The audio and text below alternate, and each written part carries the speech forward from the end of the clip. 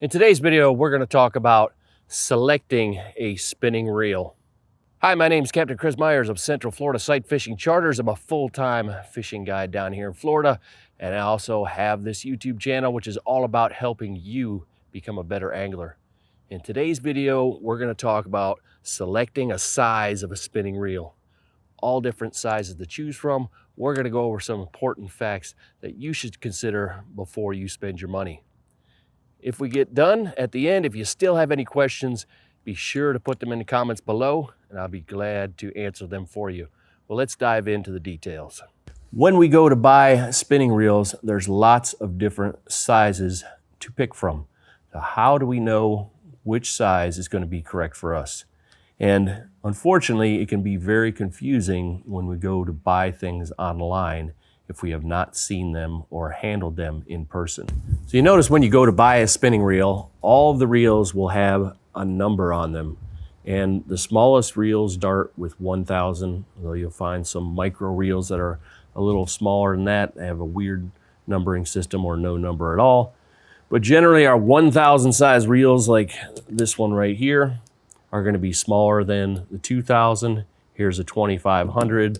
I have a 3,000. Some 4,000s, 6,000s, 4,500s, etc. So the larger the number, the larger the reel is going to be. Now, we could have two reels from the same manufacturer, like this is a 2,500, this is a 3,000. They have the identical size body. The only thing that's bigger is the spool that fits on the top of the 3,000 is deeper, wider, holds a lot more line than the 2,500. Other than that, if you take the spool off, they're exactly the same. The problem becomes when we start going to different models of reels within the same manufacturer, and especially when we go from one manufacturer to another. So unfortunately, there's no standard that says a 4,000 size reel with Daiwa is the same as Shimano, the same as Quantum, etc., etc. Each manufacturer has their own sizes. For example, this is a 4,500 size Daiwa Saltist. It should only be two sizes bigger than a 4,000. Here's a 4,000 size Shimano. This is a much bigger, way heavier reel. It's much more comparable to this 6,000 size Shimano. So here we have reels that are in the same class. They hold about the same amount of line. This one's a 4,500, this one's a 6,000. So if you had a 6,000 Stratic and you decided, well, I'm gonna try Daiwas. I've heard some good review about those. I'm gonna buy a 6,000 Saltist. It's going to be a monster reel, way bigger than this and far bigger than you were expecting to get. So the easiest and most reliable way to buy a reel without having to get stuff and send it back is to go to a fishing tackle store and actually be able to pick up the reel. Here's another example of the size differences among manufacturers. Here we have a 2,500 Daiwa. Here we have a 4,000 Shimano. They're basically the same size. They hold about the same amount of line. This one might be slightly heavier, but if I was just buying these online and I was getting a 2,500, I wouldn't expect it to be the same size as a 4,000 in another manufacturer. Before you spend a ton of money on a reel that you might have to send back, try to find a place you can actually pick it up, put it in your hand, see if you like the weight, see if you like how smooth it is, and see if it's the correct size you are looking for. In addition to knowing the size of the reel, some other important information we might want to know is how much line fits on the spool. So again, between manufacturers, not all spools are the same. Some have a very small arbor on them, so you can wrap a lot of line on them. Some of them have a fatter arbor, so if I take the arbor, if I take all this line off, the part where you begin to wrap the line on is the arbor. The bigger and fatter that is, the less line I'm going to be able to put on my spool. So the arbor on this 3,000 is much smaller than the arbor on this 2,500. That's why they can use the same body with just a different spool. So knowing how much line fits on that reel will help you decide which reel you're going to purchase. All of the reels will say on them somewhere, printed on the spool, how much line fits on there of different pound tests. It used to be they would only show mono on there, and you really had to guess how much braided line you were going to be able to fit if you use braid. But nowadays, more and more manufacturers are putting the capacity in both mono and braided line. As a general rule of thumb, when I look at people's equipment, a lot of people are buying reels far larger than they actually need. So I'll see lots of people fishing in some inshore saltwater for redfish, trout, drum, or other similar sized species with a big giant reel like this. Now you can certainly reel in any one of those fish with this reel, but it's a big, heavy, clunky thing, and it's holding way more line than I'm ever going to use. I'm never going to use up a quarter of the line that's on this with those fish. And then I need a big heavy rod to go along with it. So in general, I find people are using bigger rods and bigger reels than they really need to. The problem with using too small of a reel on a regular basis is that the gears inside here were not designed to be able to put up with that much pressure. So I have a couple of reels that we hooked some 80, 100-pound tarpon on that were not much bigger than this reel right here. And it wasn't that we were going to run out of line on here.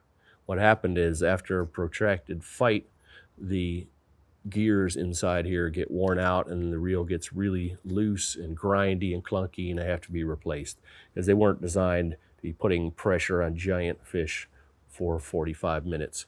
So in that case, if I'm targeting large fish, I want a big beefy reel that has big heavy gears in it. The reel size I use more than any other would be this 2500 size. It's got tons of line on it, especially if you're using braid. It has beefy enough gears to routinely handle fish 10, 15 pounds. And if on occasion you caught a 20, 30 pounder, you'll be able to get it in no problem with this 2500. It's light enough to cast with all day long and not wear you out. So if you're looking for a size to use in light saltwater and most inshore freshwater casting situations, I would recommend a size from 2,000 to 3,000. When I first started off, I went far too large and I bought a bunch of 4,000 size reels, and I quickly discovered I really don't need that much line. I don't need this big and heavy of a reel to catch fish that are averaging 5, 7 pounds. I can catch those, and I routinely do nowadays on this 1,000 size reel. Tons of line on here. Again, when I'm using 10-pound braid, I get a couple hundred yards of line on here. Not going to get away from me. If it is, I have my drag set far too light. But this reel is a lot more enjoyable to cast all day than a heavier reel like this. So use the smallest reel you think that you can get away with line capacity, unless you're routinely targeting very large fish. One thing I like to have on my reels is a waterproof or at least a water resistant drag system. When you remove the drag knob and you pull it out, you should be able to see on your drag knob itself whether it has a rubber seal around here. Some drag systems will also have a rubber seal inside the spool. That helps keep rain, water, especially salt water, from going down inside your drag system, but also onto that spindle, which eventually seeps down and gets inside your reel. So most of the water we're going to get in our reel comes right down that shaft inside there, or it comes up underneath the spool and goes up inside there. There's really nothing we can do to stop that. The more expensive reel you have, the better seals they will have at this point, and the more water they will keep out from inside your reel. One feature you may want to consider when you're looking at new reels is what is the handle system. And by that I mean, does it have a handle with a piece like this which goes through the body, and then you have a small piece, usually plastic, with a little plastic fitting on it that goes inside, and there's threads in the end of that piece that fits through the reel, and you screw it on here. When I bought this reel, this was probably a $150 reel, so not a cheap reel. Has a little 5-cent plastic piece on here, and when you go to make sure this handle is extremely tight, it's very easy to strip that and it doesn't get tight anymore. The other type of handle system is this kind that has threads on the handle itself. It does not have a piece that goes all the way through the body, and it screws directly into the side of the reel. I find this type of system to be much more sturdy. It lasts longer. It gives you a lot less wiggle. So when I wiggle this back and forth, this handle has very little play in it. When I wiggle this handle back and forth, you'll see there's some play in the handle. Most of the time, I find that system on the top end reels, the most expensive reels. Here's a little reel that's $40 or so, has the same exact kind of system. Screws right into the body. So I like that screw-in type system. You won't always be able to tell by looking online if it has that kind of system. So that may be something where, again, you need to go in the store, pick up the reel, and find out for yourself what kind of system does it have on here. Those are my tips for selecting a spinning reel size. Now, if you want to catch even more fish, head over to my video on the top 5 casts every angler needs to know.